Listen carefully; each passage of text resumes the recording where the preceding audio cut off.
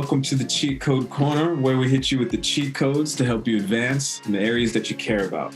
Today we have a special guest, my man, Brad Groznik. He is the principal of Groznik PR, Columbia grad, Penn State grad. Let's go Penn State, husband, father. And this is a great dude, man. I'm so excited, man, for joining. Thanks for hopping on, man. It's awesome to be here. So, I want to tell you, man, like when I was thinking about, someone that I wanted to join on the podcast, right? I was just thinking about one area that I think is really important for folks to hear about is entrepreneurs and folks that diversify a lot of the things that they want to do. So what I mean by that is the fact that, you started your own business, Groznik PR, which, I want you to talk a little bit about. You're also a professor, a lecturer at Penn State as well, which was not new. And then on top of that, you have side hustles, all amongst that. And you moved from the city, to a smaller town. And that in and of itself is already something that's amazing. So, you're doing a lot of things that I think is not easy. And it would be great to better understand how you reached that point and kind of went into that. And more importantly, kind of what are some of the cheat codes that you would like share with the audience for today? Yeah, I think, after college, kind of found my way to New York City, and I was there for about 7 years. And I think after all that time, I didn't see life getting any easier. Like I was still grinding so hard, like barely making rent, like just making enough for rent and to maybe go out to dinner and go out a few nights and, paycheck to paycheck really. And even just looking like 5 years down the road, like I didn't see it getting any easier. And I think there came a point where I was just like, there's gotta be a different way to this. This can't be what it's like. So I think around that time I started listening to some entrepreneurship podcasts and, on my commute to and from work. And, the way they just talked about entrepreneurship was just something that like really resonated with me at the time. I wasn't really happy in the job I was at and, kind of figuring out like, what is the next step? And what does it look like? Around that time too, I was getting married and you start having these big conversations of like, what kind of life do you want to build together with your wife and stuff? And I don't think we saw that in New York. And as much as like there were times where I thought I would end up in New York for the rest of my life. But the older I got, the more I realized like, I wanted something different. I don't think it was right for me. And for Andrea, my wife. Well, let me ask you then. I mean, I think about, you're a journalist by trade or a journalist / PR. Yeah. You go to Columbia, you said you were in New York for a bit. And you're kind of doing it, right? Like, solid, right? Journalists go to Columbia, do it. Beautiful, like, fiance, like things looked good, Yeah. Right. Things look good. That's a good life. When you think about entrepreneurship, then like, how did you go from, hey, I'm going to be a journalist to like, okay, I'm going to be an entrepreneur? And how did you define what you were going to be investing in? And maybe you can tell us a little bit about what your entrepreneur, job is right now. Yeah, I think it's the concept of 1,000 true fans. So there's this kind of famous essay written by somebody from Silicon Valley called 1,000 True Fans. And the argument is you don't need like to have a really comfortable, nice business. You don't need like to rake in millions and millions of dollars. You just need 1,000 people to give you $10 a month. And that would be $100,000. And you can have a really nice life with $100,000. No, that's 10,000. Oh, you mean 100,000 a year? Yeah, 100,000 a year. Right. Okay. Yeah. Right. So 1,000 people giving you $10 a month for a year is $100,000 salary, right? Right. Yeah. Okay. Yeah. And that just kind of opened my eyes to like, okay, well, I don't know what I would build for 1,000 fans, but if you get 500 fans to give you $20, it's the same thing. Or if you get 100 fans to give you $100 a month, that's the same thing. Yeah. And if you keep walking it back, what I realized was like doing PR and marketing, if I have, 10 clients give me $1,000 a month, that's doable. So when I started thinking about like, how do you build an agency, that can support like a really nice lifestyle, it just felt doable. I only needed 10 clients to give me $1,000 a month. Like I already had the skill set for that. So I felt like I could maybe make that work. And I mentioned that, and I was already sort of doing that in the job that I was in. It was like political consulting, and it was kind of set up that way. We would work, we would find candidates that were running for office. They would pay us a certain amount per month, and it would fund the operation and stuff like that. So when I realized like, okay, well, that's the dream. I like that work. And if I can all I have to figure out is how to sell myself, sell the business, which like admittedly is the hardest part. You're in sales, like, how hard it can be. But I guess like my drive was like, if I can get 10 clients, I can have this, I can have this awesome life where I'm in control of where I'm in control of my time. I'm in control of who I work for, how much I work, when I work. I just think, So I think it was like this essay, like the 1,000 True Fans thing, that really kind of opened it up. I actually, it's kind of interesting, right? Because oftentimes people have said to me, Damien, like, you have your normal kind of like consistent job that provides a lot, but like you should get into consulting. And it's always been like this big, like nebulous kind of crazy thing, because how am I supposed to live off of that? You know what I mean? Like how, you just think of what does that mean? It's just so cloudy, right? So cloudy. But hearing what you're just saying, like outlining what you just did, which is, look, man, like, it's, hey, what it sounds like is that the consultancy, your side hustle, your entrepreneurship project was based in the skill set of what you were already doing. It's just an expansion of I'm going to start an agency. I've already doing PR, like, so it's in my skill set, my circle of competence, I think. Yeah. Right. So that means the transition is kind of easy. You happen to be in a role where you can get clients, you know what I mean? You can search clients, and then you can do that anywhere you want for the most part, right? Yep. So what it sounds like, then you tell me, I mean, I guess, I don't know if it's a cheat code as much as it is, hey, like if you are looking to be an entrepreneur and kind of switch, it sounds like making sure that you stay within your circle of competence, making sure that, you know what I mean, whatever you can do, you can find, start out with like that 1,000, you know what I mean? Focus on 1,000, what is it? 1,000 fans, I guess. Yeah. Seth Godin, who is like a famous marketing author, has this concept about freelancers and entrepreneurs.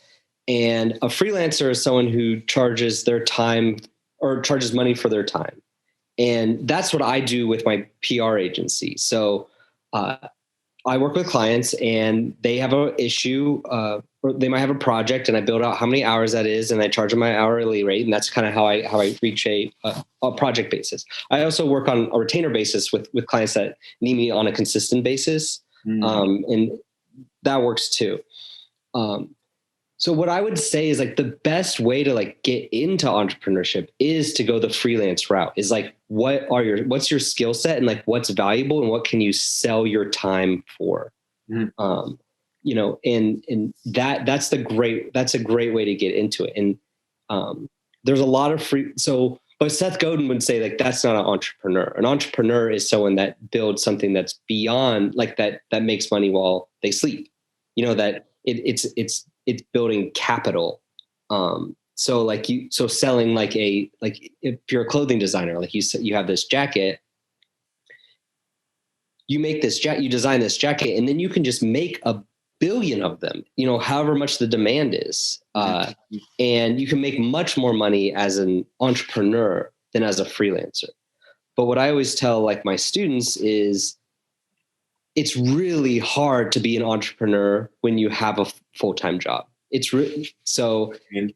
It's just really, really hard. It's like, so, but because I'm in such control of my time, from a I can take on more work from PR or less work, depending on what I'm trying to scale up or what I'm trying to do on the side.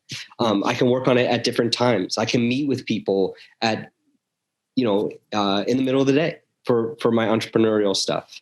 Whereas like if I was working full time for somebody, like that's really frowned upon. Like I don't think anyone has a flexible enough schedule that just allows people to do that. So I always tell students, like, if you want to be an entrepreneur, if you want to like start a business, figure out a way to make money freelancing first. Right. And then you can have like that base, that foundation, and then kind of like go out and build your app or your SaaS product or whatever. And it's so interesting, right? Like what I like is like how practical and real that is, and how you can actually see the steps that someone to it, right? Where it's like, okay, well, let me think about what I'm doing today. You know what I mean? If I have a job, let me see if like that, you know what I mean? And then I can jump into the freelance. And then from there, the freelance, if there's a way to monetize something or create, a product that I can put online or, you know what I mean? Some type of course or something, whatever it is, if they can, if they can make some money on the side. And then there's a whole bunch of other things. It frees it up. You know what I mean? Your job, your lifestyle is now free to invest in other things because you can control where your time goes, right? Is that? Yeah. And like and then you can always raise your rates, if it's out of balance, like, and like you might lose some like lower tier clients or some work. But like, if I get one client to pay me $2,000 a month, like then I don't have to have that one client and I have less clients to handle and stuff like this. So, it's totally like just a way to balance it. The other thing I'll say is, I threw out that $100,000 number. But when Andrew and I were just first starting out wanting to do this, like we looked at our budget and like was like, what is the bare minimum we need to like scrape, right? And it was $48K is what we thought. Like if we can make $48K, we can live on our own and like work for ourselves, right? It would be tight. We'd be like, because we'd have to pay we were buying our own health insurance, which is like $1,000 a month. And all kinds of other things, those kinds of things. So, but we were like 48K. And then we thought about it, like, that's just 4K a month. So that's just 4 clients. So I only had to convince 4 people, like 4 businesses to work with me. Mm-hmm. And so then I just scaled it out. Like if I talk, and you're in sales. So it's like, if I talk to 30 or 32, I only need 1 in 8 to say yes. Yeah. Or I just figure out like how many that is. So then once I figured out like, okay, I need to talk to 10 people to get 1 client. Easy. Now I just need to get 40 meetings on my schedule. Yeah. And like just kind of breaking it down into those steps. Let me ask you then. I mean, I'm kind of curious about it because what's always kind of prevented me to some degree from diving in is I wanted to make sure, the bank account was decent. I wanted to make sure that debt was kind of paid for. So the idea of me jumping into, freelance, I mean, it's terrifying. Like, I'm not even going to front. Like, what was the most challenging aspect of that transition? Because it could not have been easy. I mean, you left, you left a high paying job. You just graduated from Columbia. So you were about to make some real big guap, some real dollars. You transition out. I mean, what were those conversations like? What was difficult about diving in and saying, okay, we're about to do this business? Yeah, well, in all honesty, we were really privileged. Like we didn't have any debt. Like we were able to, our parents helped support us through school. So like we didn't have student loans. We didn't have any savings though either. Like, so it's not like we were like really well off but what was hard? The hard thing was leaving New York, was to just be like, look, if this is the life we want, it's not going to be in New York. So like coming to terms with the fact that like, we're going to have to leave New York to kind of do this if this is what we really want. It's a big sacrifice. It was. I think, because I think like I moved to New York thinking, I was going to run that town, eventually or whatever. It's just one of those things where it's just like, it's not easy. It's not easy. And I think there's like just so much in the world telling telling young people, telling people in their 20s that they like, you have to move to New York or you have to move to San Francisco or whatever the town is. Cause that's what successful people do. And so just breaking a lot of those kind of breaking a lot of those tightly held beliefs that I carried around with me for so long about like what success is, in redefining it in this new life, was really hard. Well, I want to talk actually about that. I mean, how were you feeling about that? Because like I think a lot of people, and I'll just say for myself, I mean, especially, you know, when you're in your mid or late 20s and you're thinking about your future and what you want out of it, you know, we have these ideas of what success is supposed to look like. You know what I mean? You're supposed to make six figures, or you're supposed to have this type of watch. You know what I mean? I didn't have any of that stuff. You know what I mean? I you know, I didn't take my first, and I understand it's a crazy time, and I'm going to sound privileged now, but like, you know, I never took a 1 week vacation until I was in my 30s. Because I couldn't, this is just me, I couldn't enjoy a full week of vacation when I knew I had loans and debt. So I just didn't feel comfortable taking that. So I took them from Wednesday to Sunday. Yeah. You know, this is when I had a girlfriend and all those things. So I guess I'm curious to know, you talked about the challenge of like making that sacrifice and you know, having to move out. And you talked a little bit about these ideas, preconceptions of what success looked like. I mean, how did you handle that when you guys moved? You know what I mean? I mean, if I'm honest, I think it was a mix of like delusion and denial. I think part of me thought like, I think part of me felt like a failure. Felt like, New York ate me up, and like, I can't make it there. Like, and part of it, I really like looking back is just like, I never found like my fit in the city. Or I never found that job that like really fit me. I didn't find that passion.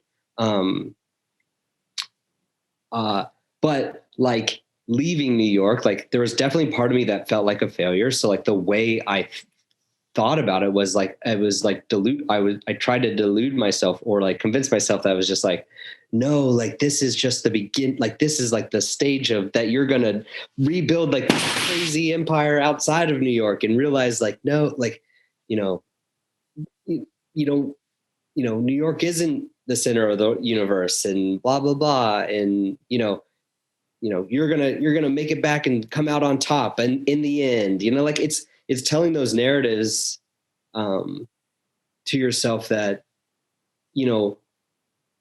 this it's like watching a movie, like, or like a quest, like when they're at their lowest and you're just like, well, they're going to make a second go at it. It's like Rocky or whatever. Yeah.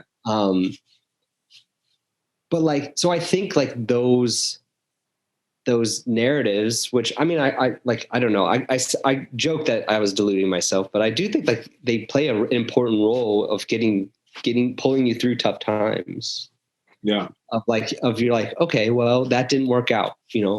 I got to figure something else out. Like, how can this next thing really be the success? Like, well, when I remember when you guys left, I mean, and if you think about, you guys moved, you've built this business, you have multiple streams. Again, going back to, you have Groznik PR, you're now a senior lecturer at Penn State. You have some other, so many guns. So, you took those same lessons and that resilience, and you did build.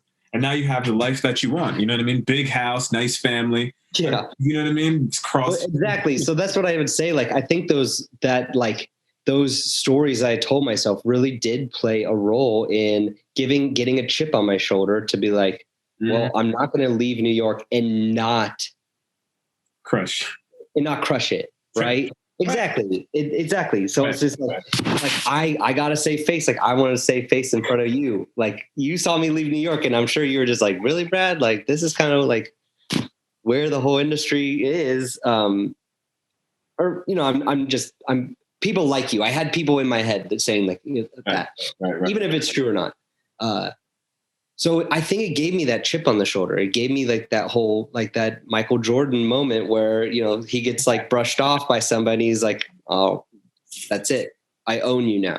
So it was kind of like, I had to like kind of almost manufacture that in my head to get to where I am a little bit. And I think it drove me. It helped, Well, listen, man, sometimes people say, don't set like these expectations on yourself and this and that. And I'm like, listen, man, if you don't have a standard by which you're going to be measuring yourself, like you're going to end up in some tough places. You're going to end up waking up in the gutter where you don't want to be. You know what I mean? And I couldn't agree. Yeah, I couldn't agree more. Like every year, January comes around and people talk about like, oh, don't set New Year's resolutions. Like they never work out and stuff. And I'm always like, no, set them and crush them. Like what? Like, yeah. Why not? Like, this is why it is. I'll tell you why it is. Now, look, everyone's different, but here's the thing. And I heard it was on this video, and it just talked about it, said, people don't like setting goals because then, you know, you can be measured by the failure of it, right? Like failure becomes much more real,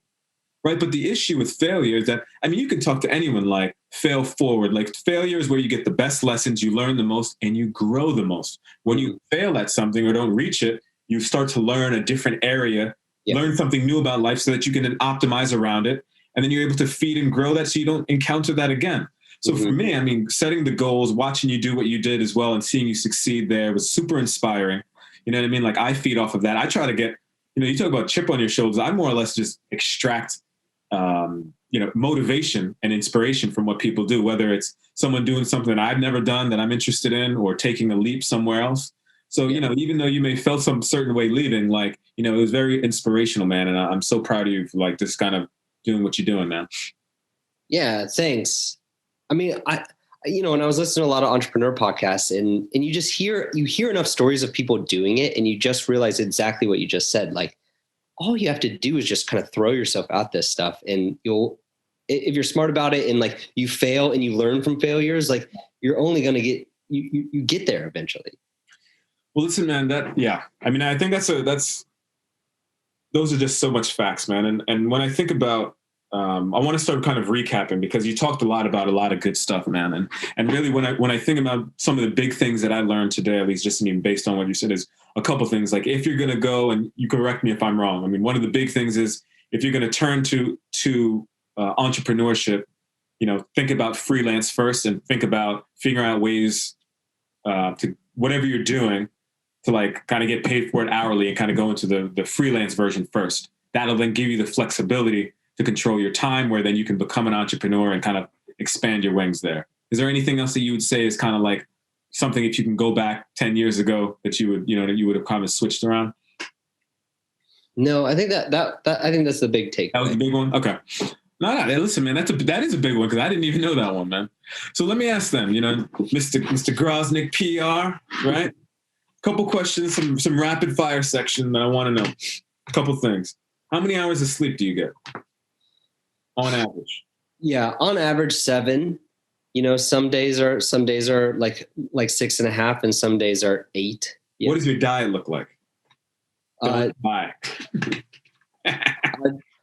eat primarily vegetarian. You know, with some fish. I'll eat fish like once a week. You don't eat meat anymore? Not really. Oh, I didn't even know that. Nice. Love it. Favorite activity to unwind? We'll watch like an hour of TV and an hour of reading like at night, I think. But what are you reading or listening to? Right now I'm reading a few books. I'm reading Sprint, How to Launch a Product in 5 Days. Essentially, it's written by the guy that kind of runs Google Ventures, and it's like the process that he takes through his startups through to quickly fail fast. So fail within 5 days. So the book is about like this 5-day process to build and launch something and test it, and in 5 days, so you can quickly get feedback and keep iterating. I'm reading the book Sapiens by Harari. Sapiens, this one right here. Right. Yeah. So I read that one, but the one I got is a comic version. So he took that book and he turned it into a comic, and I've always really liked comics. Nice. And so I'm reading that, and then those are the two big ones. What's a sport or activity that you'd like to try that you have not yet, and why? Yeah, right now, or in State College, a new rock climbing gym just opened. And cool. I've been like on a rock climbing wall and I've like done it, but like I think it was just like in like gym class or whenever, just something, only been on it for like 10 minutes at a time. So I'd love to like just go and play for an hour or, you know, try that as a sport, or like get a membership and go consistently and just see what that's like. 'Cause I've never done that. Cool, man. Well, listen, man, I so appreciate you stopping by the Cheat Code Corner, man. Learned a lot. You know, really appreciate the insight and the time. And, you know, hopefully you come back and join us. I'm excited to follow along on this journey, man. It's going to be great. Cool, man. Thanks. Know how it is.